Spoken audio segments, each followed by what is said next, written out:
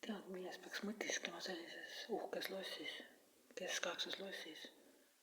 Teemad on kuidagi, et jah, et ei ole seda seisust, et sellises lossis üldse midagi mõtiskleda.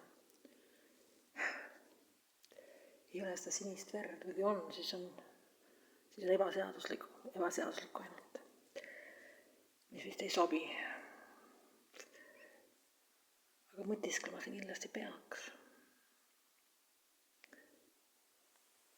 Kuidagi see kindlusloss on kuidagi väga sellise hea ja hirmutava energiaga samaaegselt. Seda on väga raske kirjeldada sõnadega, aga energia on nagu hästi hea, aga hästi hirmutav ka. Et kuidagi samaaegselt, et nagu vastandid. Aga ma ei tea, miks see nii on.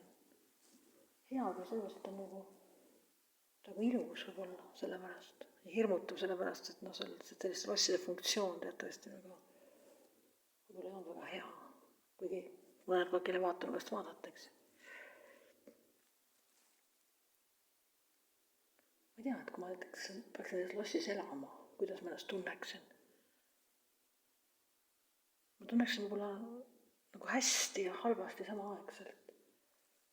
Et hästi on kuidagi selles mõttes, et ma olen ilusas kohas, aga halvasti kuidagi, et ma enam pole liiga ülemas kohas. Rõskes ka, võita peale sellise asja kütmine üldse maksab, ma ei tea, 75 triljonit eurot päevas või midagi sellist.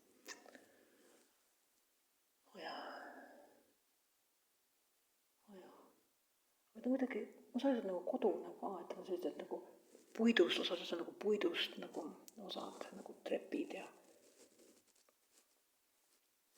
kohati nagu kodune ja kohati nagu selline tõsine värk, väga tõsine värk.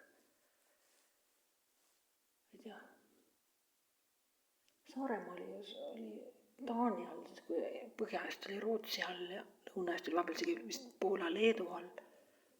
Need natukene juba teistmoodi Saaremaal asjad seetõttu ka.